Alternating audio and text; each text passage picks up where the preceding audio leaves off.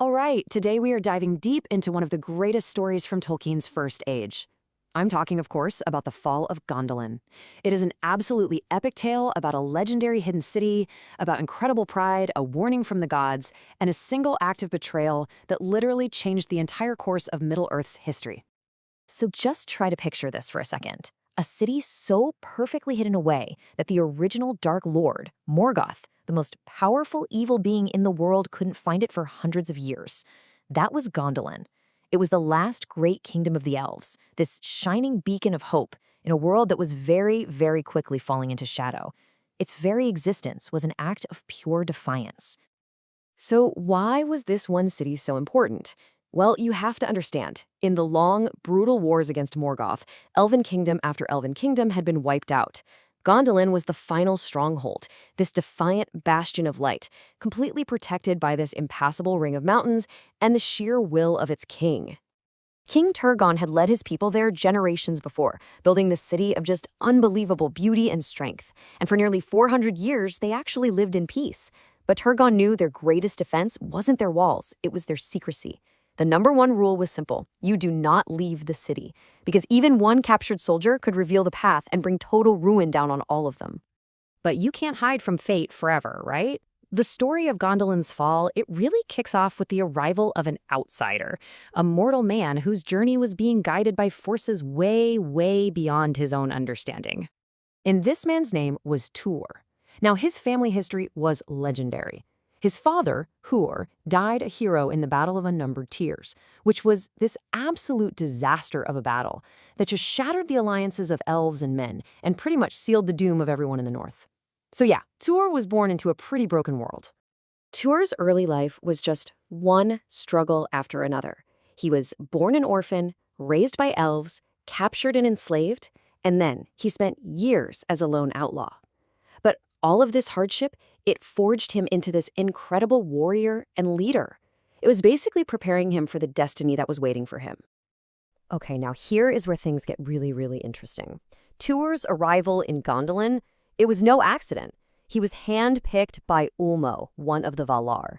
Now, the Valar are basically the godlike guardians of the world, and they almost never interfere directly.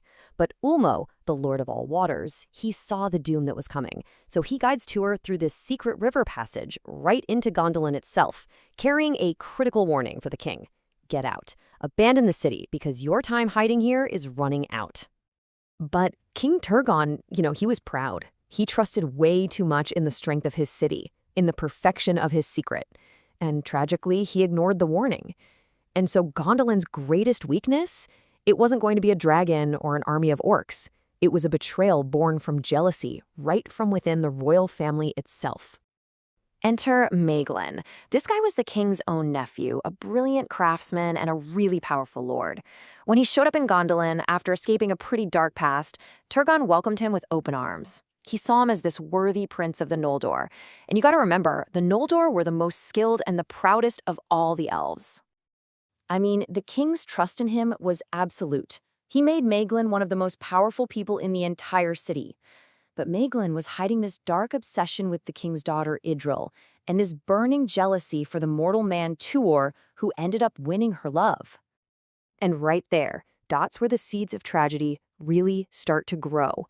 Maeglin, breaking the king's law, wanders outside the mountains and gets captured by Morgoth's scouts. And under torture, and swayed by the promise that he could have lordship of the city and Idril as his prize, he gave it all up. He revealed the exact location of Gondolin and every single secret of its defenses. Armed with everything Maeglin told him, Morgoth did not waste a second. He unleashed the full, terrifying might of his armies, a force of pure evil unlike anything the world had ever seen.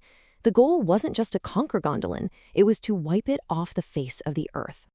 The assault was a complete cataclysm. Fire, steel, absolute chaos. The city that had stood for centuries was just consumed by flames. And that quote you see, "and they made a feast in memory of Gondolin," that comes from the survivors years later. It's just this heartbreaking reminder of all the beauty and all the life that was just lost forever in that fire. Morgoth's army was an unstoppable nightmare.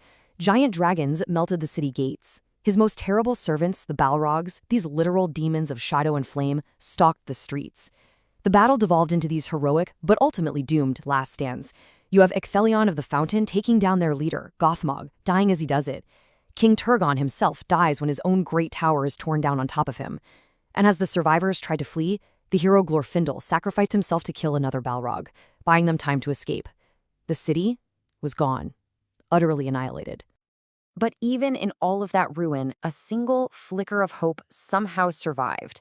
Because the story of Gondolin doesn't actually end with its destruction. It ends with its legacy. You see, thanks to the foresight of Idril, who, by the way, never trusted Maeglin, a secret tunnel had been built. Tor gathered what few survivors he could find, the last remnants of a great people, and led them through the mountains while the city burned behind them.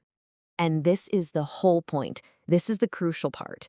Among those few survivors was a small child, the son of the mortal man Tuor and the elven princess Idril. His name was Eärendil. And this is why the fall of one city matters so much to the fate of the entire world. Eärendil, who had the blood of both elves and men, would grow up to be the greatest sailor in history. He would sail his ship all the way to the Undying Lands in the west, a voyage no one had ever completed, to plead with the Valar for help, and they heard him.